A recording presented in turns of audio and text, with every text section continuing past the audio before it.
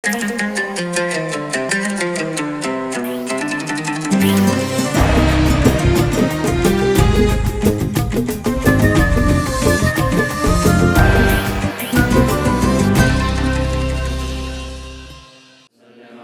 الله على محمد الحمد لله لنعمته إذ جاء لنا من أمته إذ جاء لنا من أمته إذ جاء لنا من أمته سلام على أبناء الأذل مشاق شهر ربيع الأول مشاق شهر ربيع الأول صلى الله على محمد. Ayyaanni Arafaa Rabbiif gatiin kan itti kaffalamu ajajamuu fi amanamummaan kan itti mul'atedha jedhu hordoftoonni amantaa Musliimaa. Harka fuunee akkam jirtu daawwattoota keenya baga ayyaana Arafaa bara kanaatiin isin ga'ee isin jenna. Egaa ayyaana Arafaa sababeeffachuudhaan har'a Finfinnee irraa kiiloomeetira 150 magaala Walqixxee erga geenyee magaala Walqixxee irraa immoo kiiloomeetira 12 fagaachuudhaan bakka seena qabeessa tokko isin daawwachiisuufidha. Bakki kuni baay'ee bakka nama hawwatu bakka seenaa qabu amantaa Islaamummaa keessattis kan iddoo guddaa qabudha. Bakki kun egaa bakka seena qabeessa masgiida Qaaxibaarii jedhama. Masgiidni Qaaxibaarii jedhamu kuni masgiida seena qabeessa hayyoota hedduu kan barsiise keessumaa bakkeewwan kun argitan kun baay'ee mukoota garaagaraatiin kan uwwifamedha. Masgiida Qaaxibaarii kana aanaa addaa qabeenaatti kan argamu kana nu daawwachiisuuf namoonni nu eegaa jiru. Mee gara keessaatti seennee immoo isaan faana isin daawwachiisne nu hordofaa.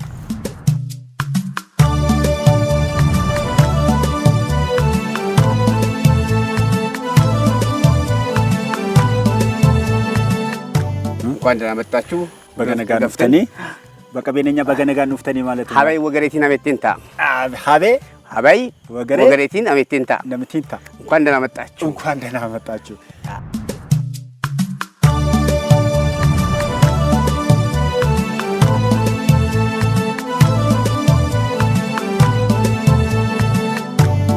እንግዲህ ይሄ ሀድራ ከተቋቋመ በ1907 አካባቢ ወይም ደግሞ መስጊድኒ ኩኒ ከን ሁንዳኤ bara 1907 waggaa 100 ol lakkoofseera. Biyya keenya fi duudhaa guddaadha. Giddugala aadaa fi seenaati. Riqicha walitti dhufeenya hawaasa naannoo kanaati. Akkuma argitan immoo kunuunsa naannoo eegumsaatinis ashaaraa mataa isaa galmeessisaa kan jirudha.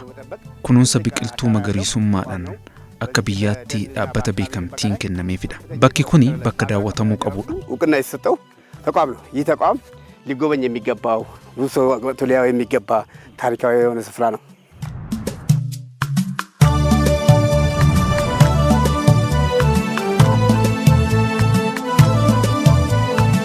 በየዓመቱ ትላልቅ በዓላት ይከበሩበታል። መውሊድ የቀጥባሬ መውሊድ በታላቅ ደረጃ በአገር ደረጃ የሚታወቅ ወጋን ayyaanni guddaan moolidaa akka biyyaatti kan beekamu bakka kanatti kabajama. Kuni hunduu ilmaan namaatiif akka fayyadu ta'ee biqiltuu dhaabbateedha. Masgiidni kuni yeroo dhaabbatu tajaajila hawaasummaa akka kennu ta'eeti dhaabbate. Hawaasa tokko hawaasa biraa waliin walitti fiduuf kan gargaaru akka riqichaatti kan tajaajiludha. Walitti dhufeenya hawaasaa fi barumsa amantaa kan cimsudha. Bakki kuni dhaloota irraa dhalootatti kan darbaa dhufeedha. Akka biyyaatti namoota ciccimoo baasuunis kan gumaachedha. ትልቅ አስተዋጽኦ የሚያደርጉ ሰዎችን ያበረከተ ያፈራ ተቋም ነው።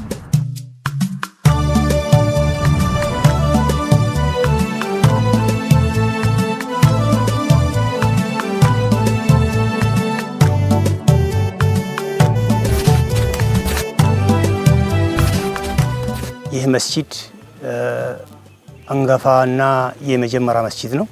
መስጊድኒ ኩን መስጊደ ኡምሪ ዴራ ቀቡዳ namni hundeesse Sheekh Isaa Abdul Karim jedhamu erga hundaa'e waggaa 130 lakkoofsiseera. Bakka kana yeroo durii manneen citaa 400 ta'an turaniiru. Amma garuu barattoonni asitti barachaa jiran xiqqaadha. Baratanii erga xumuraniin booda bakka garagaraa deemuudhaan amantaa isaanii ni barsiisu. በትነው ከዛ እንዲያቀራ ሰው እንዲያቀራ አደረጉ። فكانوا نزفا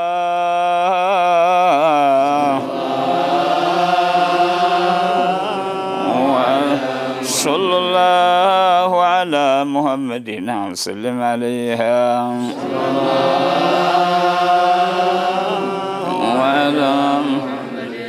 صلى الله على محمد صلى الله على محمد الحمد لله لنعمته إذ جعلنا من أمته إذ جعلنا من أمته إذ جعلنا من أمته سلام على أبناء الأذل مشاق شهر ربيع الأول مشاق شهر ربيع الأول As kan dhufe barumsa qiraa'aatii amantaati kan dhufe barumsa idilee adda addaas walumaan deemsisniin baranna barumsa kaanis jechaadha.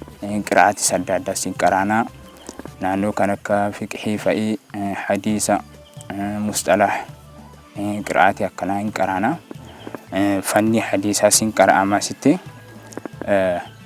walumaa galatti kan hin dhufeef qiraa'aatiidhaafini barumsa beekuuf egaa. Kan inni dhufe kuma lamaa fi kudhanii dhufe amma addanaas dhufe waggaa torba asirratti ingirii waan baay'ee baradheera. Alhamdulillah لنعمته إذ جعلنا من أمته إذ جعلنا من أمته إذ جعلنا من أمته سلام على أبناء الأذل مشاق شهر ربيع الأول مشاق شهر ربيع الأول صلى الله على محمد وسلم عليه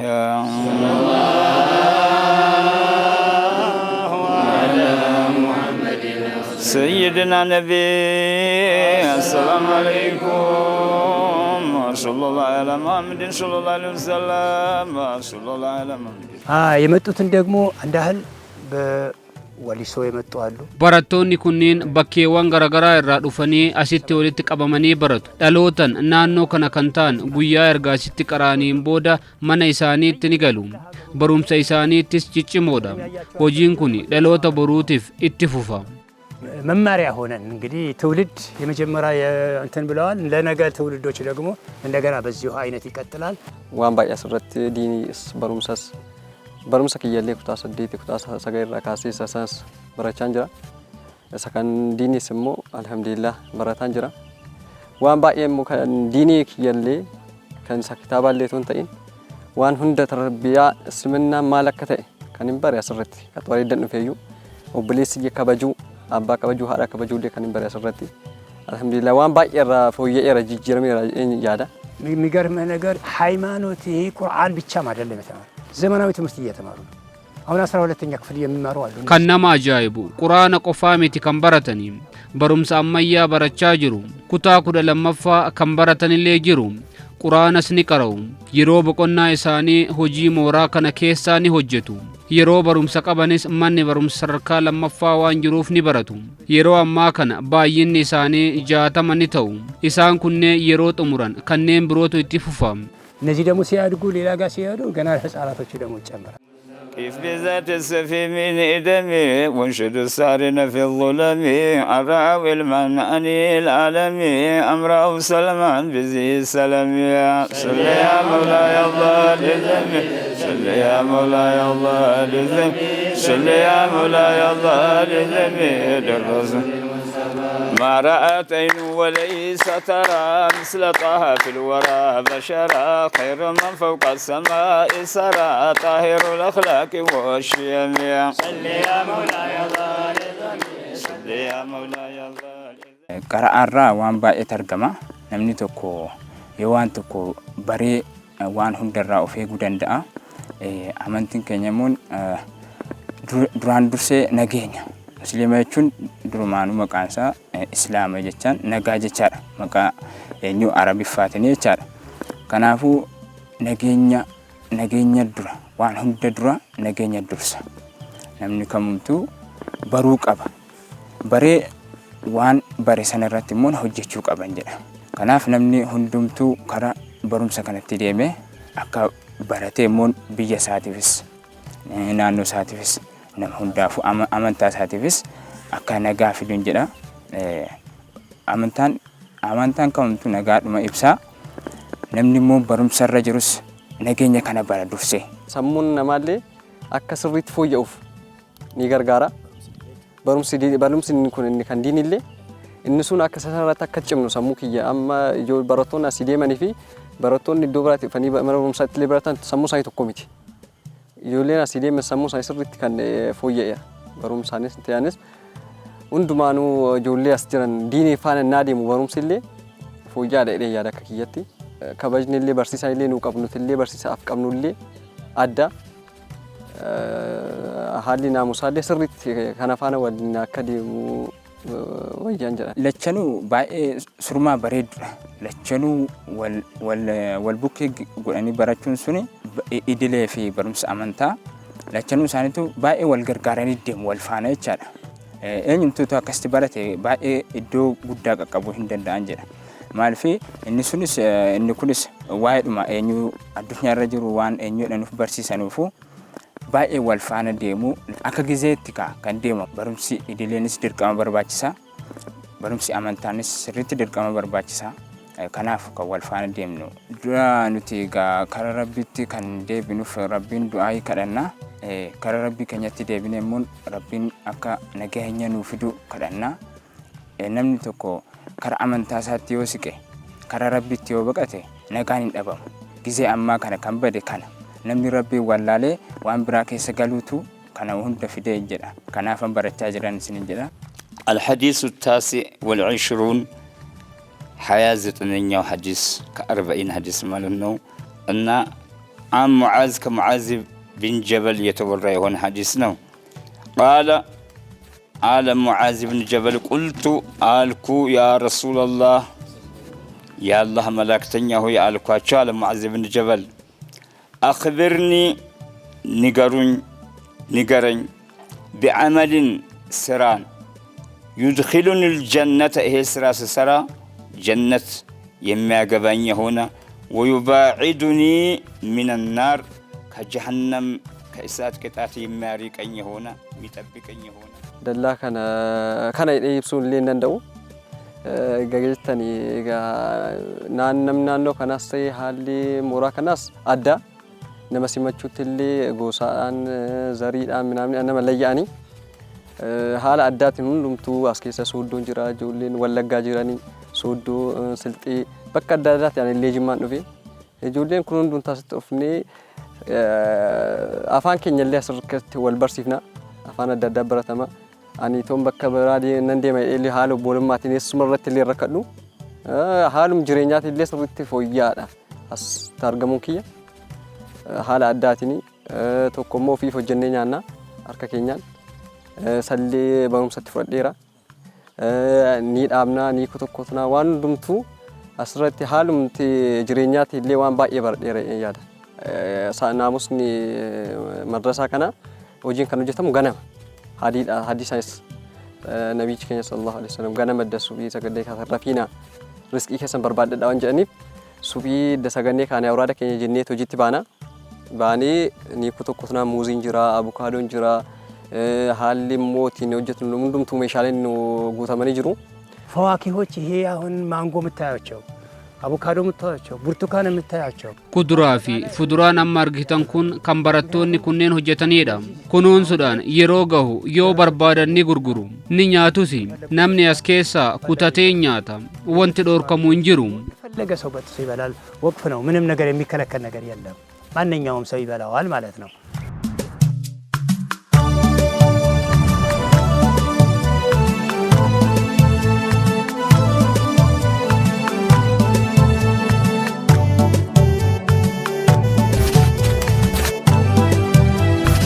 daawwattoota keenya masgida Qaxibaarii kana keessatti waan hedduu barachuu ni dandeenya. Yeroo baay'ee masgidni amantaa tokko kana dura kan beekamu irra caalaa maalinni bakka tokkotti amantaa sana akkaataatti babal'atu ideoloojiin amantaan sun maal akka ta'e barsiisuu darbee naannoo kana keessatti masgida kana keessatti kan arginu waan nama ajaa'ibudha. Barattoonni asitti baratanis barattoota idila isaanii barumsa amantaa isaanii wal maddii akkaataa isaanii beeksisanii akkasumallee keessumallee faalama qilleensaa hir'isuu keessatti hubannoo gahaa qabaatanii waan nyaatamu dhaabuudhaan qilleensa naannoo kana jijjiirama jiru akkaataa isaaniitti jijjiiran baay'ee nama ajaa'iba. Barumsa cimaa kan ta'uu danda'udha.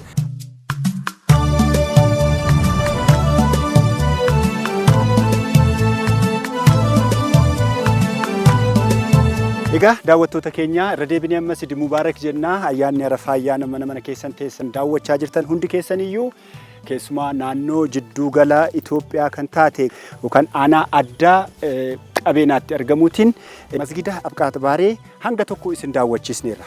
Kanatti aansuudhaan immoo amma immoo deemneeti mana teenyee aadaan qabeenaa ayyaana akkaataa isaaniitti kabajatanii ayyaanni Arafaa akkamitti kabajama maal waliin qabu akkamittis waliin kabaju kan jedhu gara mana deemnee immoo ayyaana manatti maal akka fakkaatu isin daawwachiisna.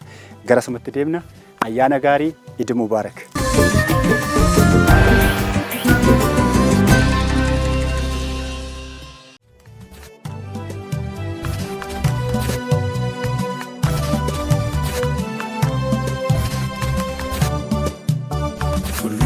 Fuulduratti kaa'emnu ifaadini keenya fidaageessinu dukkaana. Maqbuli maganasin Arafat etuma Arafati milkaami Arafata maganasus tasmaa maata maganasus baadini kana tasmaa maano maganasin bismillahirrahman Arafati haaga zaman magani ilisin ametanu zamani unga tajjenta magan dakkansin ya Allah wogareeti maganeebu baadin wogareeti Islam Kristaan sogareeti mangistit wogareeti mochimat wogareeti abiyyo hungat magan agarus magan abiyyo magan agarus ya Allah biyyi nagaa wari nagaa maasan nagaa maasan hundu nagaa itamu amin nagaa nu ajisi nagaa rabbi nu ajirchis amin ya Allah nagaa dubbannu nagaa hojjannu rabbi walitti nu adeebs amin Allahumma salli Arafaa nagaa taat Arafaan kun kan hundaaf kan tolu hadarbatas ya rabbi gaaris dagnis hundu nagaa ta'u ya rabbi kan nyaantes jismii keenya haa tolu kan nyaannes kan jismii keenya haa tolu kan uffannes jismii keenya haa tolu ya rabbi ijoolleen keenya nagaa biyyi nagaa Oromoon nagaa qabeenaan nagaa bakka hundu nagaa ya rabbi nu taasisi birahmatika Allahumma salli. Hordoftoota amantaa Islaamaa mara hundaan baga ayyaana Arafaa bara kanaatiin isin ga'ee jenna. Masirra deebine Iid Mubaarak jecha amma kan argamnu keessumaa ITV Afaan Oromoo naannoo jiddu gala Itoophiyaa bulchiinsa aanaa addaa qabeenaa. Ayyaanni kun akkamitti kabajama? Keessumaa aanaa addaa qabeenaa keessatti ayyaana Arafaa fi qabeenaan maal fakkaatu kan jedhu xiqqoo waliin turtii goona.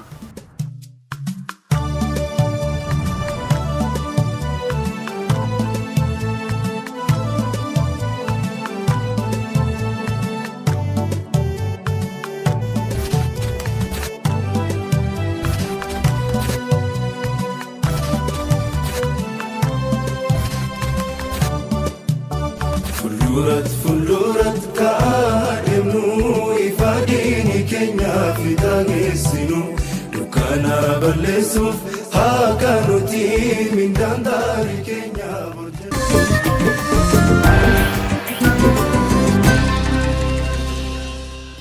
Hajii eenyu jedhu maqaa keessa walaa baruu dura? Hajii Mustafaa Hussein jedhama. Obbo Hajii Arafaan maali? Arafaa jechuudha gammachuudha wal gammachiisuudha. Gammachuudha wal gammachiisuudha waliin eeguudha angabni isa qixxisuu eega qixxisuun immoo isa gadi eega. Hunduu hojii ga'ee isaa qaba. Mee dubartootaaf ga'een maalii? Dargaggeessaaf ga'een maalii? Dubartiin waa hundarraa maayitti dhadhaa uquba jettee walitti dabalti hamma Arafaan dhufutti akka fixanutti. Qubisan akka fixanutti sana taasisu. Sana booda'oo kan shii sana Arafaadha jedhama malee sabiyyiin illee Arafa sana hin yaaddata. Humna isaa hin dandeenye abbaan isaa waan fidee fida abbaan koo maal fida maal bita jedhee yaaddata. Ta'us akkuma jedheen haati kana hojjetti ilmoon immoo durbaa mana maragdii mana fiddee maragdee jettee kan ofii hogga maragdee tolchitee isa ollaa immoo mana bakka durbiin jirre dhaqxee immoo achi immoo yoo jiraatte wajjin maan hojjetu yoo hin jiraanne dhaqanii sana tolchu. Irri immoo qoraan barbaachisa kan ofii egaa hojjetee jedhe kan isa sanaa immoo isa ollaa dhaqee mana iyyuu qoraan hin jiru maaltu hanqate jedhee ilaala. Inni mana ammoo bahee dargaggeessi bakkee kan jiru innis immoo arafaadha jedhee qophaa'ee haadhaaf waan fidu obboleettiidhaaf waan fidu waan abbaadhaaf fidu sanaa jedhee dhufee waan wal gargaaru jechuudha mana keessatti gammachuu wal gargaarudha. Sana keessatti namni immoo yoo naalbaata waliin badee qorshoo namni keessa jiru yoo ta'e illee arfaa kanatti afoot jedhee walitti dhufa. Arafaa jechuun gammachuu jedhama. Maali waliin nyaachuu waliin dhuguu jedhama. Kana ta'eefi namni keenya qabeenaan kun immoo nama saba sablammootaan hundumaa eenyuudha walumaan haammata malee nama hin fageessu. Wajjumaan nyaataa wajjumaan dhuga. Kana ta'eefi namni illee kan wallallee hin araarama. Inna harafaa kana. Inna kana haraarama. Inna qalamu immoo uduhiyyaa jedhama. Kan qalamu yoominni kudhanitti gaafa 11 12 gaafa 3 uduhiyyaatu qalama. Sangaan yoo qalame torbabbaa hiraniiti kan hin qabnee fi miskiiniidha hin kennu. Kaan immoo wajjumaan nyaatu. Wajjumaan saba salbummaan ollaadhaan waamanii wajjumaan nyaatu. Kaan jechuu fi maalinni harafaanii tolu eenyuudha inja jaalachuudha biyya nama hundumtuu walummaan aqabee jiraachuudha jechuudha. Kana ta'eef uduyyaa baasee kenna. Nama hin qabneef immoo ilaalee hin kenna. Hoolaa yoo qale sadiif qalee sadaffaa godheeti tokko nama miskiinaaf kennee nama immoo wajjumaan ollaa wajjin nyaatee tokkoffaa immoo manaaf ijoolleef mana galfata. Sangaa taanaan torbaffaa hiree miskiiniitti kennee kaan immoo wajjumaan jara warra isaatti hin nyaatame jechuudha. Ollaa wajjin akkanatti hiramee akkanatti godhama. Hudiyyaa jechuun. Waliin jireenya hawaasa naannoo kanaa maal fakkaata? Amma kun arafaa jechuun maalinni wajjumaan kam saba sablammootaa wajjin ollaa wajjin eenyu jetteeti wajjumaa nyaatee wajjumaa eenyu jedha. Kana ta'eef immoo jaalala fida jaalala dabala. Jaalala fida. Namni illee wallallee innaa sana hin araarama jechuudha. Innaa sana araaramee eenyu kana jiraachuu hin danda'ama jechuudha. Azmaach Makkiin jedhama. Jaarsa biyyaati muslima hundaa ayyaana waggaa arafaa bagan rabbi nu qaqqabsiiseen jedha. Afaan Nuraageetiin boohem yaarafaa ba'al wayita asannaanahum abar afaan kan baatiin xummiin habay arafii ba'alii magan illishaniyam alaa binyaanim habay bogareetiin arafaa ba'alii magan illishaniyam aጠቃላይ ኢትዮጵያ ህዝቢ ዓለም ያለዮይስ ሙስሊሚ habay bogareetiin illishaniyam afaan meeqa dandeessochuudha? Shan. Tokko sin caalaniiru siniin. Ani nan beekame. Duraan darbeef ጊዜ isaaniitti hin tattaqqabne. Eeshi arafaa jechuun muslimatti keenyatti qabeenaa keessatti arafaan amma bultii shanitti arafaa jedhamee idalada'a in eegama amma sanatti hojjaan hin hojjetamu. Arafaa majammaraa qophaa'ama akkamitti yoo qophaa'ama yoo jettan dargaggeessi duraan amma idda siraa jaarsa akka jedhani warri nadheen borii arafaa eega fixanii jammaraniiti dhaadhaa walitti qubi jedhanii walitti fidaa turu jechaadha. Abbaan manaa immoo qonna isaas qonee in hasaaba waggaatti arafaan kun innaa dhufe waggaan kun arafaan kun kabbaadidha. Waan guddaa cimaadha. Waan arafaa kana keessatti beeksisni hunduu kana keessatti abbaa manaatti kan barbaadu uffataan jammaree waan hunda jammaree abbaa manaatiin eegamaa jechaadha. Kan hasaabee sirriitti hojjeta. Alaafinnatii baay'ee qaba. Wanta baasii ayyaana kanaaf boosatu qopheessa. Isatu qopheessa.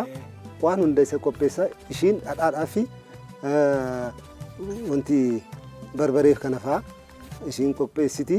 Isa kan abbaa manaa hunda isaa ijoollee uffata ijoollee jedhee waan hunda addisii barbaadama. Iidiitti irratti wanti uffatu addisii malee isa duraaniin ishii jedhatin ijoolleen hin uffatu. Wanti iddoo addisii ta'a kana jedhee hin qopheeffata. inni qonna qotaa kan nagadus nagadee kan assaabee waggaadhaan waggaa sanaafi waan barbaachisu hunda assaabee ni hojjetaa jechaadha. Na kana innaa jiru amma dhufee ji'a tokko ji'a sadii naa ta'u immoo qophii jammara. Akkamitti jammarama? Warqeen hin dugama. Warqeen addis hin dugameet iddee tolfamuu hin qopheessi jechaadha. Warri dargaggeessi immoo qoraan falata. Qoraan falata. Qoraan falatee balbaraan in dhaaba qoraan kan. Amma bultii shan amma qaqqabutti aduun gubee akka aarri hin jirre taasiseet kan tazagaajee qoxii kan jedhamu jira mana keessatti sanatti fannifatee tazagaajaa jechaadha. Durbi immoo maal gooti akka silaa jedhametti biyya keenyatti mana citaatii kan ijaarame kana keessa borborroo kan jedhamu adii akka qalamii kan tattaqqamu jiru. Qalamii adii akka diibamtu qarxii qarxii taasiftee deemti isa biyyoo diimaas akkana taasiftee adda addaan ashabarraqti balbala innaa galtu kana fuulduratti innaa ilaaltu arafaa ta'uusaa hin baramaa jechaadha addasama. Arafaan gammachuudha walitti dhufuudha amma kunoo innaa amma gadi baanee yoo ilaalle kan eessa kan dirree dawaadhaa kan dhufu jira kan moyaaleedhaa dhufu jira kan tokko tokko Saawud Arabiyaadhaa keenya namni keenya baay'eensaa gara Arabaatti adeemaa jira achillee kan dhufu jira Finfinneedhaa Adaamaadhaa Shaashamanneedhaa kan hin dhufnetu hin jirre amma dhiiraa dubartii kunoo innaa otoo gadi baanee inni kaan hin sirba inni kaan hin nyaata inni kaan hin dhugaa ishqii keessa jira jechaadha namni ammallee nuti illee ishqii keessa jirra kunoo kitfoon dhufee nyaannee bunni dhufee dhugnee kunoo amma kunoo ishqii gaarii keessa jirra jechaadha. Horiin illee akka baatee akka madaqoon akka hin taane citaan haamamee iddoo tokkotti ukkaamamee tazagaajee manaan baatu. Amma bultii shanii amma bultii torbaatti namni tokko waa tokko alaan wanti fidu hin jiru. Wanti hunduu mana keessatti tazagaajee kan qophaa'e kana keessatti citaan waan hunda ishiinis namni akka tazagaajee dhadhaadhaan akka nyaatu jaraafis immoo waan hunda horiidhaafis tazagaajee jechaadha. Kana eega tazagaajee hunduu kan qophaa'e arafaadhaa tazagaajaa ala duraa hamiilee harafata majammara hamiilee harafata qeessii harafata wanti jedhamu jira. Qanii sadii naafuu dubartiitu akka kana kitfoo akka nyaannu jedhu wanta baala akkasii qophaa'ee kanaan kaasti ishiin hin nyaachifti jechaadha. Arafaa qeessii arafate jedhama. Ittoo arafaa jedhamee waamamaa jechaadha. Kan eega nyaatamu kan shii duraan afaan kan saaqamu kan shiitiin. Kanaan booda immoo garaagarummaa qabamu maaliif? Aynata qaba. Aynata qaba kun addaan ittoodhaa fi raafuudhaaf goommana raafuu tazagaajee akka sirriitti dagag godhanii kattafanii kan tazagaajee kana nyaatamaa jechaadha. Kanaachi immoo boritu iididha innaa jedhamu sadaqaa jedhama. Gaafa sadaqaa namni hunduu baay'ee argatee amma humna isaatiin sangaa tokko nama 20 ta'e 15 ta'e qadeet hirataa jechaadha. Gaafa san galgala hundi isa mana isaatti buna dhaabamtee ishii buna dhaabdee kana tazagaajee nyaatamaa jechaadha. Kanaan booda immoo iidii ganama iidiin naa baanu waa tokko hin qammasamu iidii sagadee innaa dhufee addoo qalamee ka'eeti innaa iidiidhaan sagadee amma dhufutti nyaatu biddeen nyaatu achi sagadee innaa dhufu biddeen nyaata ala dura hin qala iidiidha qala eega qalee jedhetti iddoo silaa akka jedhanis akka humna isaati hoolaa ta'e yoo hoolaa ta'e iddoo sadi taasiseet lammaffaa kan isaati sadaffaasaa ormaa kan hin qabne yetiima fa'aa nama kana mana isaatii qophaa'u eega nama hin dandeenye hundumaan hin taasisaa jechaadha. Sangaa yoo ta'e immoo torbatti qalee jaaffaa kan isaatii torba keessa tokkoonsaa kan waa tokko hin qabneef isaaf hira jechaadha. Hundi isaatu hunda akkana taasisaa namni tokkoyyuu arafaa kanattis hin koomu waan nyaatu hin dhabu hunduu nyaatama. Qabeenaan sabaaf sablammoota wajjin waan adda isa taasisu jaalala tokkummaadha. Wal hammachuudha. Wal gargaaruudha. Kanaan adda ta'eetti mul'ata. Keessattuu amma kunoo magaala keenya kana keessatti gandootii keenya keessatti kan jiraatu qabeenaa bichaa miti. Qabeenaa qofa miti. Sabaaf sablammoota jira. sabuuf sablammoonni kuni akka abbaa, akka haadhaa, akka obboleessaa, akka obboleettii wal kabajee, wal gargaaree du'aanis haa ta'u, gammachuudhaanis haa ta'u tokko ta'eeti sanyiin kun sanyii kootii miti, kun lammii kootii miti hin jedhu qabeenaan. Hammateeti kan qabu isan qabneef gargaareeti kan bulu qabeenaan baay'ummaan isaa qotee bulaadha.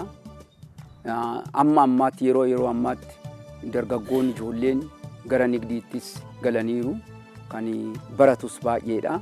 Kan baratee hojjaa adda adda keessa kan jiru siin jira. Kan qotullee lafa yoo tokko ollaansaa lafa illee yoo qabaachuu baate hiree kennaaf. Hiree kenneefiti inni sunis hin qotata.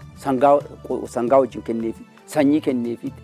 Akkanatti kan nama hammatee kan bulu qabeenaan kan beekamu keessattuu tokkummaadhaan, jaalalummaadhaan, wal hammachuudhaan waan tokko isaa Oromoo wajjin wal fakkaata. Oromoon amma hammateeti kaan guddifachaa fudhateeti, kaan hammachiisuudhaan fudhateeti. Hammateeti saba bal'aa ta'eera. Qabeenaan Oromoo irraa waan hirate qaba. Waan hirate qaba. Kanattuu waan naannoo isaa keessa nama jiru hunda gadheenis itti dhufu, gaariinis itti dhufu akkanatti wal gargaaree saba bulu.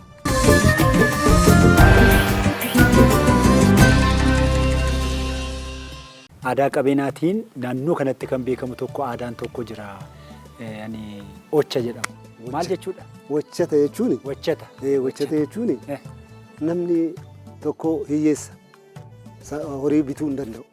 Namni immoo sooressaa horii bituu danda'a. Biteeti nama hin qabneef hin kenna. Namichi sun fudhatee aannan dhugaa. Amma warqeen naa dhaabamu warqee keessatti immoo maaltu barbaachisa? Dhoqqeen horii sun achitti buufama.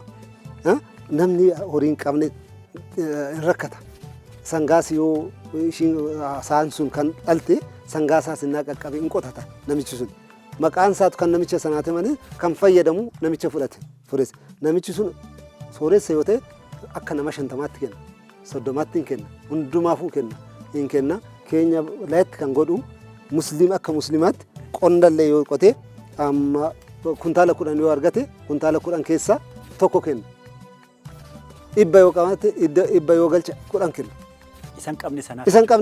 Rakkinni akka hin jiraanne rabbi na hajaju musliimaa kan jaju ajaju waan 5 na ajaju keessa tokkoonsa zakaa jedhama. Zakaa jechuun kan keetii miti giddeeta. Midhaan xaafii sargadhu, qamadii sargadhu, boqqolloo sargadhu, 10 keessan tokko baasutti. Horiis yoo ta'e 30 keessaa tokko kenna. Akkas kennee laayatti godha waan sanatti aadaa qabeenaan kun kana laayatti godha. Inni namni tokko nyaatee innaa bulu ollaansaa akka bulu hin jiru. Hin jaallatee naqafa hundumaa namni keenya laayatti kan godhu. Innaa namni tuqe hin jaallatu malee atu nageenya dhufnaan xalaata kooti waan kooti hin jedhu qabeenaa. Oromoon gaaddisaa miti. Oromoon akkaafiidha. Akka Oromooti baaliin qabeenaa kuni nama hunda amma sabaalmoota walqixxee kana keessa amma jiru am lakkooftee hin dandeessu. Katamaa kana keessa. Kun xaaxaansa maasii kaasee hiree kenna. Hundumaa laayatti kan godhu qabeenaan hin kenna. Sooriilee hin kenna. Midhaanillee hin kenna. Birriillee yoo qabaate kan taa'u. 10,000 yoo ta'u dhibba keessa birrii 2 shilingiidha. Dhibba keessatti. 25,000. Akkan jedheeti salla'eeti waggaadha.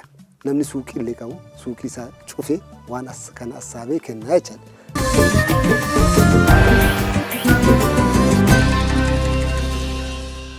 Daawwattoota keenya kan daawwachaa jirtanii ETV Afaan Oromoo qophii addaa Arafaa ayyaana Arafaa sababeeffachuun kan isin biraan gahaa jirru aanaa addaa qabeenaatti argamuun ayyaana Arafaa waliin kabajaa jirra.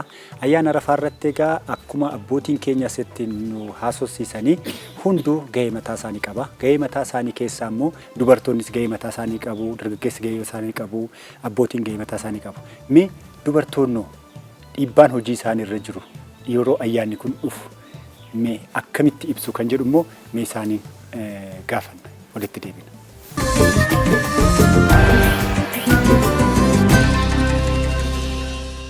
Suma yeroo ayyaana Arafaa dubartoonni keessumaa hojiin itti baay'ata.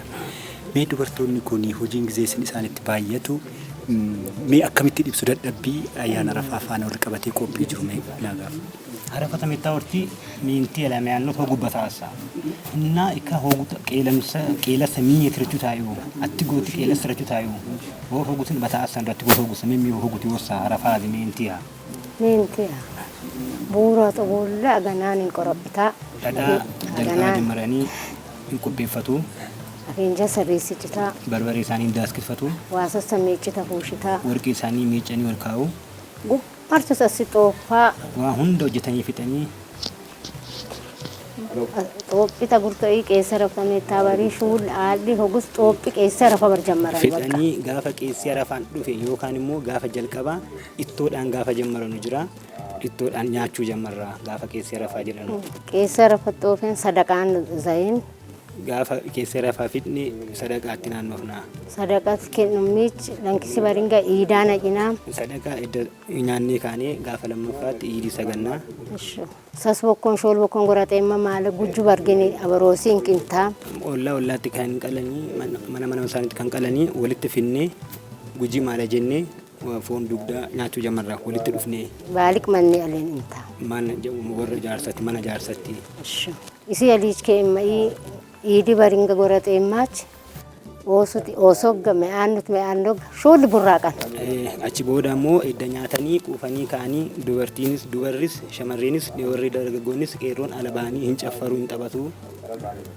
Tashitte haa. Gammachuudha gaafa Arafaa. Abaroos manni baadiyoo ihuu ka baadiyoo shoolli cimcimmee maatiin hundi biyya alaas kan jiranus kan iddoo katamaa kan jiranus walitti dhufanii waliin dabarsinaa. Aninga amata gummata tokkaammi. Ani immoo haadha hunda isaanii sabasabee nan eenyedha.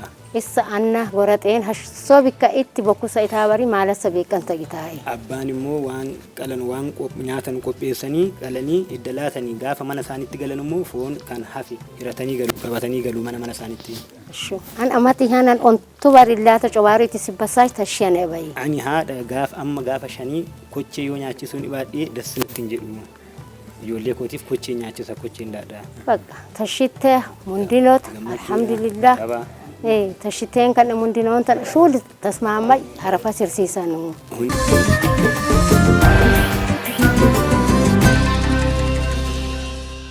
ቀቤና ልዩ ወረዳ የሚገኘው ከአዲስ አበባ 158 ኪሎ ሜትር ላይ በጣም በቅርብ ርቀት የሚገኝ ልዩ ወረዳ ነው። Aanaan addaa qabeenaa Finfinnee irraa fageenya kiiloomeetira 158 irratti dhiyeenya irratti kan argamudha. Sablammiin qabeenaa duudhaalee hedduu qaba. Sabaaf sablammoota garaagaraa waliin kan jiraatu ayyaanota garaagaraa kan waliin gammachuun dabarsudha. Akka aanaa keenyaattis dhaabbileen amantaa garaagaraa umurii dheeraa lakkoofsisanii masgidoonni ni jiru. Isaan kunis bakkeewwan hawwata turizimii ta'uu korreen danda'anidha. Sablammiin qabeenaa baay'een isaa amantaa musliimaa hordofa. Kanaafuu ayyaana Arafaaf iddoo guddaa kan qabuu fi kan kabajudha. Yeroo ayyaana kana kabajus hunduu kan qabu kan hin qabneef kennuun wal gargaaruun waliin ayyaana kabajuun kan baramedha. Ayyaana kana hordoftoota amantaa musliimaa hundaaf baga ittiin isin gahee jechuun barbaada.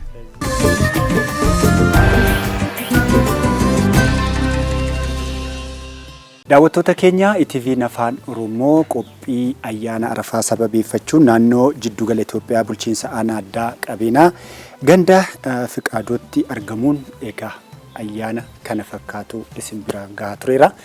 Qophiileen keenyan hafan itti fufuu ayyaana gaarii isiniin jenna. Eid Mubaarak.